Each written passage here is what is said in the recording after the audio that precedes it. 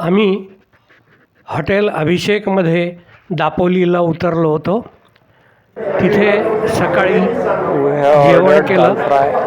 आता हे जेवणामध्ये भाजी, पोळ्या, दाल फ्राय, रोटी, त्याच्यानंतर फणसाची भाजी आणि आंब्याचा रस असं आम्ही ऑर्डर केलेलं होतं. दिस इज द मेनू. जेवण आलेलं आहे.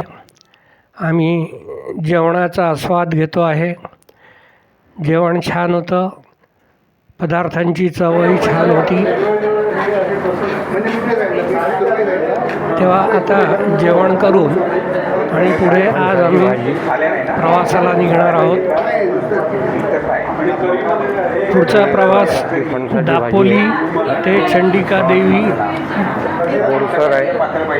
25 किलोमीटर आहे. त्याला साधारण पाऊण तास लागेल. त्याच्यानंतर चंडिका देवी ते पन्हाळकाजी लेणे आहेत. त्या लेण्या पाहायकरता आम्ही जाणार आहोत. ते अंतर 19 किलोमीटर आहे आणि मग तिथून पन्हाळकाजी ते दापोली परत 20 किलोमीटर 39-40 मिनटं लागतात. तेव्हा आता जेवण झालं की हा पुढच्या प्रवासाला सुरुवात करू. आमरस आहे.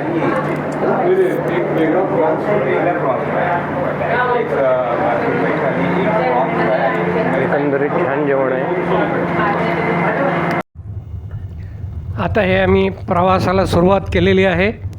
दापोली ते चंडिका देवी मंदिर हे अंतर 25 किलोमीटर आहे. साधारण पाऊण तास किंवा तासभर लागू शकतो. आता हे आम्ही चंडिका देवी मंदिराकडे निघालेलो आहोत. थोडी चंडिका देवीची माहिती मी सांगतो. दापोली दाभोळ रस्त्यावर दाभोळच्या अलीकडे पठारावर 3 किलोमीटर अंतरावर डाव्या हाताला मुख्य रस्ता सोडून वसलेले चंडिका देवी मंदिर हे स्वयंभू स्थान आहे. एकसंध दगडात तयार झालेल्या नैसर्गिक गुहेमध्ये देवीची सुमारे 3.5 फूट उंचीची काळ्या पाषाणातील शेंदूर लावलेली मूर्ती आहे. देवीला 4 हात असून हातात तलवार, ढाल व इतर आयुध आहेत. देवीच्या मूर्तीजवळच एक इतिहासकालीन तलवार असून ती छत्रपती शिवाजी महाराजांची आहे असे येथील पुजाऱ्यांची श्रद्धा आहे. चांदीच्या पत्र्याने मढवलेले गुहेचे तोंड लहान असून आत वाकून जावे लागते. गुहेत उतरत्या वाटेवर 3-4 पायऱ्या त्याच खडकात कोरलेल्या आहेत. त्यावरून 5 ते 6 फूट अंतर आत चालत जावं लागतं. इथे आतमध्ये शूटिंग अलाउड नसल्यामुळे मला ते घेता नाही आलं. फक्त बाहेरचं शूटिंग घेतलेलं आहे. आता ही कमान आलेली आहे. देवीच्या देवळात जाण्याचा जो बोर्ड आहे त्याची कमान आलेली आहे. आता मंदिराचं मी जे वर्णन करत होतो ते आतली वाट पूर्ण अंधारी आहे. त्या वाटेवर इतका काळोख आहे की पुढे कोणत्या दिशेला कसे जावे हे चटकन समजत नाही. परंतु डोके थोडे खाली वाकून तसेच अंधाराने पुढे गेल्यावर देवी पुढच्या समयीच्या मंद प्रकाश दिसतो आणि हायसे वाटते. या ठिकाणी उजवीकडे वळल्यानंतर आपण देवीसमोर येतो. या देवीला फक्त तेलाच्या दिव्याचा प्रकाश चालतो. इतर कोणत्याही प्रकारचा प्रकाश किंवा कॅमेऱ्याचा फ्लॅशलाईट किंवा टॉर्च असं चालत नाही. येथील पुजारी असं सांगतात. तसंच देवीच्या उजवीकडे अंधाऱ्या जागी असलेले एक भुयार थेट काशीला जाते असे पुजारी मंडळी सांगतात. बऱ्याच देवस्थानांच्या ठिकाणी अशा लोकविलक्षण आख्यायिका प्रचलित आहेत. देवीचे मन प्रसन्न करणारे गूढगंभीर पण आश्वासक रूप पाहून पुढे वाकूनच जावे लागते. यावेळी आपण उजवा हात खडकाला स्पर्श करून पुढे जात देवीला प्रदक्षिणा पूर्ण झाली की आपण पुन्हा मूळ जागी येतो व तिथून डावीकडे वळून आल्या मार्गाने परत बाहेर पडता येते. आता हे आम्ही देवीच्या तिथील पार्किंग लॉटमध्ये आलेलो आहोत. इथून चपला बाहेर काढून आतमध्ये जाऊ. प्रसाद वगैरे घ्यायचा असेल तो घ्यायचा आणि मूळ गाभारा जो आहे तिथून आत जाताना शूटिंग घेता येत नाही. तिथपर्यंतचं मी शूटिंग केलेलं आहे आणि बाहेर आल्यावर केलेलं आहे. तर हे स्थान पुरातन असून छत्रपती शिवाजी महाराजांच्या भेटीचा उल्लेख इतिहासात सापडतो. दाभोळ स्वारीच्या वेळी दाभोळ जिंकल्यावर राजांनी पुढे अंजनवेलचा गोपाळगड, गोवळकोट आडिवरे भागावर स्वारी केली. या मोहिमेदरम्यान त्यांनी अनेक वेळा या स्थानास भेट दिली होती. पुढील काळात मात्र हे स्थान लोकविस्मृतीत गेले. कालांतराने जमनापुरी नावाच्या दाभोळ येथील साधकास देवी स्वप्नात दृष्टांत दिला. त्यानुसार त्यांनी या गुहेचा शोध घेतला व अनेक वर्ष ते देवीचे निस्सीम भक्ती व पूजा अर्चना करत राहिले. अखेरीस चंडिका मातेच्या समोरच ते समाधीस्थ झाले. गुहेतून बाहेर पडल्यावर समोरच्या दगडी चौथऱ्यावर त्यांची व त्यांच्या कुळातील अनेक साधकांच्या समाध्या आहेत. पुरी घराण्याकडेच आजही देवीची पूजा अभिषेक करण्याचा हक्क आहेत. आता हे आपण त्या चिंचोळ्या मार्गाने पुढे जातो आहे.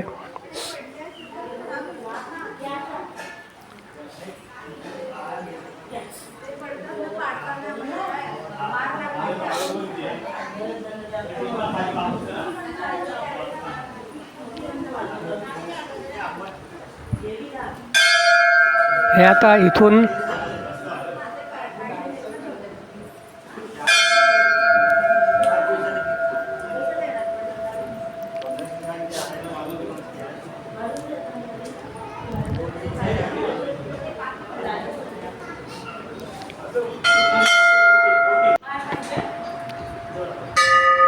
ते तिथून पुढे एंट्री पॉईंट आहे.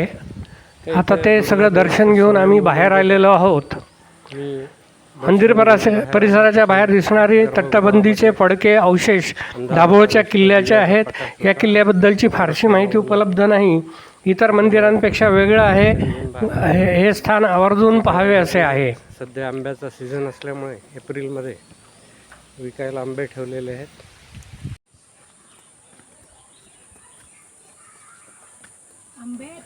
एप्रिल महिना असल्याने इथे आंबे विक्रीला ठेवण्यात आलेले होते. रस्त्याने जागोजागी पेट्याच्या पेट्या आणि असे भरपूर आंबे विकायला असतात कोकणामध्ये या सीझनमध्ये, एप्रिल महिन्यामध्ये. आता हे आमचं दर्शन उरकलेलं आहे आणि आम्ही कारनी परत आता इथून पुढे निघू ते पन्हाळ काजीच्या लेण्या बघायकरता. त्या इथून साधारण 19 किलोमीटरवर आहेत. 45 मिनटं ते 1 तास लागू शकतो.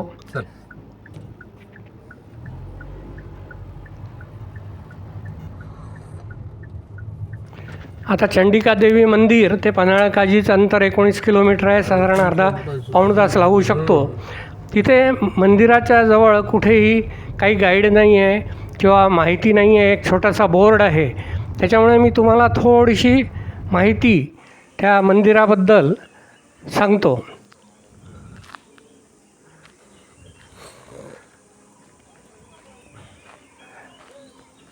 हे आम्ही त्या पार्किंग लॉटमध्ये पोचलेले आहोत. इथून पुढे डावीकडे त्या पन्हाळ काजीच्या लेण्या सुरू होतात. उजवीकडे एसच्या आकाराची नदी आहे आणि हे सगळे लेण्या जे आहेत ते आता भग्न अवशेष असं म्हणता. अंधार आहे तिथे, लाईटची सोय नाही. तेव्हा ह्या डोंगरांमध्ये तशी हिरवीगार झाडी आहे. परिसर रम्य आहे. यातील 28 गुहा उत्तराभिमुख आहेत आणि 29वं लेणं थोडं पुढे असलेली मठवली येथे असून ते गौर लेणे या नावाने ओळखले जाते. आता ह्या लेण्या ज्या आहेत हे आतमध्ये तुम्ही बघू शकता. अंधार आहे आणि काही तसे माहितीचे बोर्ड वगैरे नाही आहेत. त्याच्यामुळे मी ते बघत पुढे गेलो आणि मी थोडी माहिती तुम्हाला जी मला वाचून माहिती आहे ती सांगतो की हिनयन बौद्ध पंथ, तांत्रिक वज्रायन पंथ आणि नाथ पंथातील प्रतिमांबरोबरच गणपती, लक्ष्मी, सरस्वती, शिवलिंग इत्यादी देवतांच्या मूर्त्याही यांच्यामध्ये आढळतात. हे यातील वैशिष्ट्य आहे. हा लेणी समूह खोदण्याची सुरुवात 2ऱ्या किंवा 3ऱ्या शतकापासून झाली. त्यावेळी हिनयन बौद्ध पंथ अस्तित्वात होता. त्यापुढील काळात म्हणजे सुमारे 8व्या ते 11व्या शतकापर्यंत खोदल्या गेलेल्या लेण्यात तांत्रिक वज्रायन पंथीयांचं वर्चस्व होतं. याचा पुरावा सापडतो. याच काळात काही मूळच्या हिनयन लेण्यात गुप्त तांत्रिक पूजाविधीसाठी उपयुक्त असे फेरफार केले गेले. तसेच काही नवीन तांत्रिक देवतांची स्थापना करण्यात आली. 11व्या शतकानंतर शिलाहार राजा अपरादित्य इसवी सन 1127 ते 1148 याने कदंबांकडून या परिसरातील राज्य मिळवले व आपला पुत्र विक्रमादित्य याला दक्षिण कोकण प्रांताचा अधिपती बनवले. येथील डोंगरावर प्रणालक दुर्ग नावाचा किल्ला होता. आता त्याचे फक्त भग्न अवशेष आहेत. या ठिकाणी विक्रमादित्याची राजधानी होती. त्याचे अवशेष खुणा आजही कुठे कुठे दिसतात. ही प्राचीन लेणी 1970च्या सुमारास उजेडात आली. त्याचं श्रेय दाभोळचे इतिहासप्रेमी श्री अण्णा शिरगावकरांना जातं. त्यांना पन्हाळकाजी गावातील एक प्राचीन ताम्रपट सापडला. त्याचे वाचन करून घेऊन त्या अनुषंगाने अनेक सहकाऱ्यांच्या मदतीने हे स्थान शोधून काढले. हे ठिकाण आता पुरातत्व विभागाच्या देखरेखीखाली आहे आणि तिथे एक रक्षकही नेमलेला आहे असा ऐकिवात आहे. आम्हाला काही कोणी रक्षक वगैरे तिथे दिसला नाही. तथापि लेण्यांचा इतिहास माहिती सांगणारे कोणतेही साधन तिथे उपलब्ध नाही. या ठिकाणी मी जी सगळी माहिती दिलेली आहे ती डॉक्टर NM देशपांडे यांच्या लिखाणातील संदर्भाने आहे. आता ह्या आपण लेण्या पाहत पाहत पुढे चाललेलो आहोत. या लेण्यांच्या समूहातील 4, 5, 6, 7, 8, 9 क्रमांकाच्या गुहा मिळून जो गट तयार होतो तो सर्वात जुना म्हणजे हिनयन बौद्धपंथीय लेणी समूह होय. त्याच्या पूर्वेस 1, 2, 3 व पश्चिमेस 10, 11, 12, 13 हे वज्रयानपंथीय, तर 14व्या लेण्यात नाथपंथीय शिल्प भिंतीवर नाथसिद्धांची शिल्पे कोरलेली आहेत. 15 क्रमांकाचे लेणे मूळ वज्रयान व नंतर गणपत्य पूजनासाठी वापरले असावे असे वाटते. येथे सुमारे 5 फूट उंचीचे गणपतीचे शिल्प दगडात कोरलेले आहे. अक्षोभ्याची, ध्यानस्थ बुद्ध अशा प्रतिमा अनेक लेण्यांमध्ये आढळतात. पुढे शिलाहार काळात 19, 20, 21, 22, 23 ही लेणी निर्माण झाली. यामध्ये शिवलिंग, छतावर कमळाचे अलंकरण, बाजूच्या भिंतींवर रामायण, महाभारत, कृष्णलीला इत्यादी प्रसंगाची शिल्प आहेत. 29व्या लेण्यात शिवलिंग, गणपती, लक्ष्मी, सरस्वती, गंगा, यमुना यांची शिल्प आहेत. याशिवाय इतर लेण्यांमध्ये विशेष कोरीव काम आढळत नाही. पन्हाळकाजी गावात चहा नाश्त्याची माफक सोय आहे. हे सगळं बघायकरता जर मी जसं सांगितलं तसे बारकावे पाहत गेलात एकेका लेणीमध्ये तर त्याला 4-5 तासही लागू शकतात. परंतु बर्ड्स आय व्ह्यू ह्या पद्धतीने मी थोडंसं त्याचं अवलोकन केलं. बाहेरनंच बघितलं कारण आतमध्ये अंधार होता आणि काय असू शकतं आतमध्ये, कारण आजूबाजूला कुठेही बघा माणसं नाही आहेत. माझा मित्र जो माझ्यासोबत होता तो सुरुवातीलाच थांबला. त्याला या सगळ्या ह्याच्यामध्ये असा विशेष रस नव्हता आणि मला विशेष रस असायचं कारण मी शूटिंग करत होतो, मला व्हिडिओ बनवायचा होता. त्यामुळं मी पुढे चाललो होतो. एकटाच होतो आणि आजूबाजूला माकडांच्या झुंडी होत्या. त्याच्यामुळे मी हातात एक काठी घेतली होती सेफ्टी मेजर म्हणून आणि मी असा पुढे चाललेलो होतो. आता ह्या पुढे जाण्यालाही मर्यादा होती कारण आजूबाजूला सगळं दाट जंगल होतं. आंब्याची झाडं आहेत, आंब्याला आंबे लागलेले आहेत आणि हे असं पुढे किती जावं लागणार आहे याची काही कल्पना किंवा तिथे आजूबाजूला काही बोर्ड नव्हता की बाबा या गुहा इथपर्यंत आहेत किंवा त्याला तसे काही असे नंबरही कुठे मला दिसले नाहीत. मी जसं माझ्या वर्णनामध्ये जे सांगितलं की बा 10, 11, 12, 13 वगैरे, तसं तिथे काय कुठे असं पाट्या दिसल्या नाहीत. त्या कदाचित सुरुवातीपासून 1, 2, 3, 4 मोजूनच तुम्हाला लोकेट करता येतील. आता इथे हे मी पुढे चाललेलो आहे. आजूबाजूला आंब्याची झाडं आहेत, सोबतीला माकडं आहेत आणि नीरव शांतता आहे.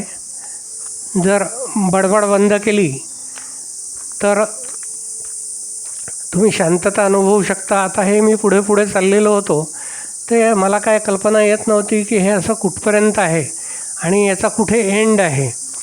कारण डावीकडे असं अंतरावर परत गुहा आहेत. आता त्या गुहांच्या बाहेरच या काही मूर्त्या किंवा अवशेष पडलेले आहेत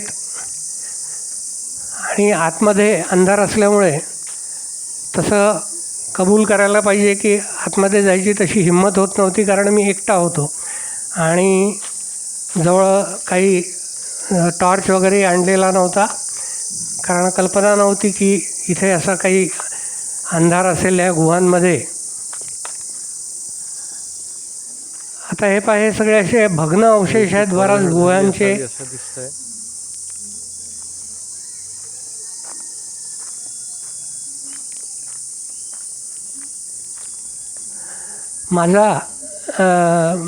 माझ्या मित्राचा मध्येच मला फोन येऊन गेला की अरे कुठे आहे, किती वेळ लागतो आहे तुला, आणि परत ये, आपल्याला वापस जायचं आहे. पण मला तसा तो मोह आवरत नव्हता की बाबा शेवटपर्यंत जावं. ह्या विचाराने मी हिंमत करून एकटाच पुढे पुढे चाललो होतो. मला कल्पना होती की त्याला एक लिमिट आहे की तिथून पुढे शेवटी मला परतावंच लागेल, कारण मला याचा अंदाज नव्हता की हे या गुहा डावीकडनं किती दूरपर्यंत आहेत.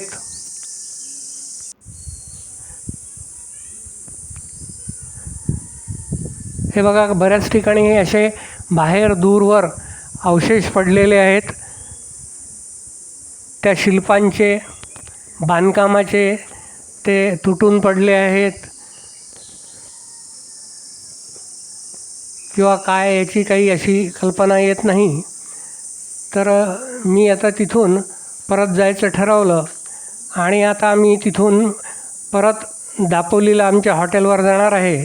तेव्हा तुम्हाला हा व्हिडिओ जर आवडला असेल तर लाईक करा, शेअर करा, सबस्क्राईब करायला विसरू नका, म्हणजे माझे पुढचे व्हिडिओचे नोटिफिकेशन्स तुम्हाला येतील. तेव्हा हा व्हिडिओ शेवटपर्यंत पाहिल्याबद्दल धन्यवाद. आणि माझी कोकणची छोटीशी सफर तुम्हाला मी दाखवलेली आहे माझ्या परीने. Thank you. Bye bye. Good bye. परत भेटू पुढच्या एखाद्या व्हिडिओमध्ये.